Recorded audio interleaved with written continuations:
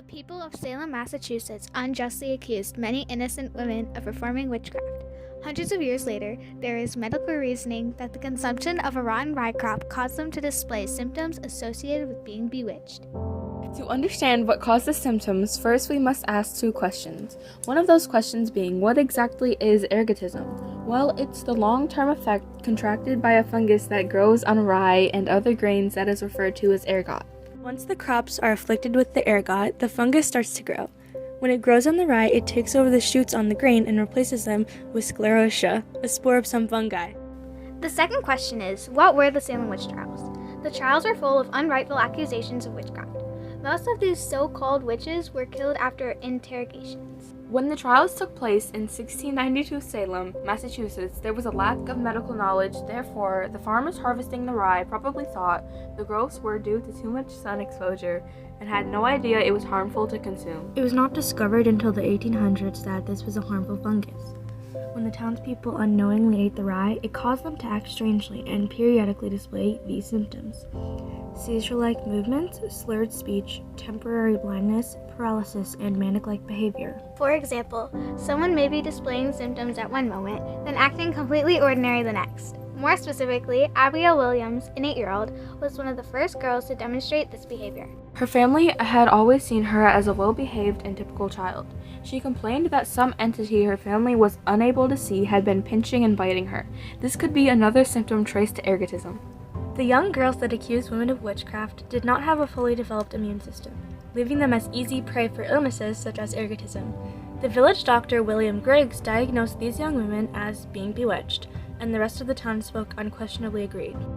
The bewitched girls had accused 3 women of being witches. They claimed Sarah Good, Sarah Osborne, and a slave named Tituba had bewitched them. After these accusations, mass hysteria arose in Salem. Many more accusations then began flying, leading to more arrests and examinations. When the Salem witch trials ended in May of 1693, 19 accused witches had been hanged and 4 had died in prison. So now you may be wondering, why did the trials end? This may have happened due to the fact that the people of Salem had consumed all of the contaminated rye. The symptoms would then end, leaving the town as it had been before the trial. Hundreds of years later, in 1976, Dr. Linda Caporal of the Rensselaer Polytechnic Institute discovered evidence supporting the idea that ergotism was one of the main causes of symptoms in the Salem witch trials. She and other historians proposed the idea that the wet spring and harsh winter conditions of 1691 led to the formation of ergot. The Salem witch trials began in 1692, a year after the beginning of the ergot growth. This span of time allowed for the ergot to fully grow for the rye harvest that year. Pulitzer Prize-winning author Stacy Schiff, during an interview at Google in 2016, stated,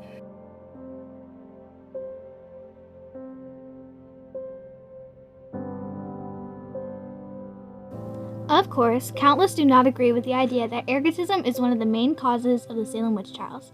Arguments from social psychologists say that the behavior of the girls had nothing to do with ergotism, but was rooted from political and social turmoil, such as the burden on the community's growing population. Ergotism can still occur even now, though it is uncommon with the medical knowledge we have today. If it were to happen, it is most likely in nascent communities. And although ergotism may have contributed largely to the Salem witch trials, many other factors led to the hysteria and accusations. For example, not all people accused showed symptoms or acted strangely, and oftentimes older unmarried women or women who didn't conform to societal normalities were accused. Not many men were accused of witchcraft either. Most times it was because the man had been affiliated with another woman who had been accused. More specifically, Giles Corey, a farmer. He was an 81-year-old man who had been accused of witchcraft. The accusation occurred on April 18, 1962. This happened after his wife, Martha, had been accused. He'd offered testimony against her, only to take it back.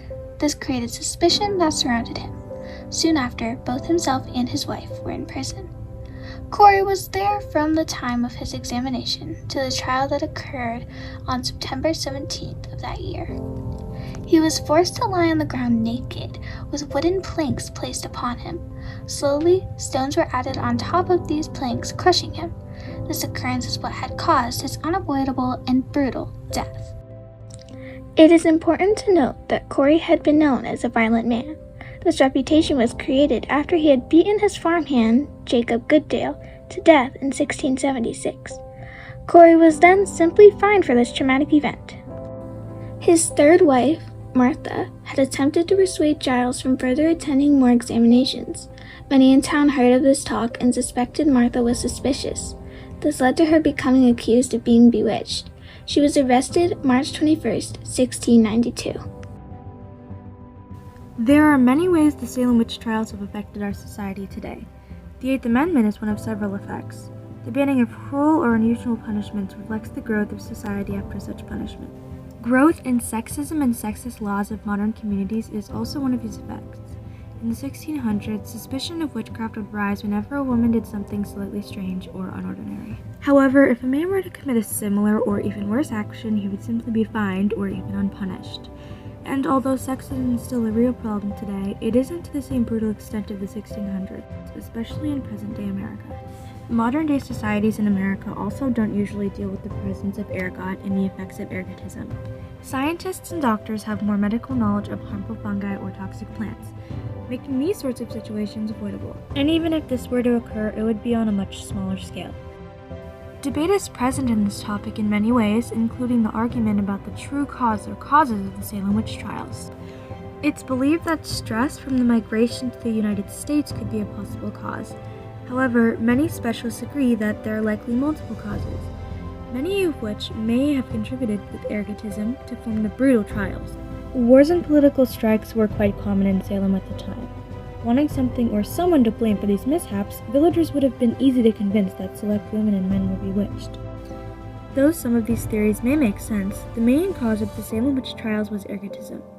The rye crops were infected with ergot and caused women to act strangely.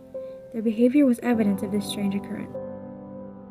And so in conclusion, ergotism is one of the most logical explanations for the behavior and symptoms of the accused witches and accusers of Salem.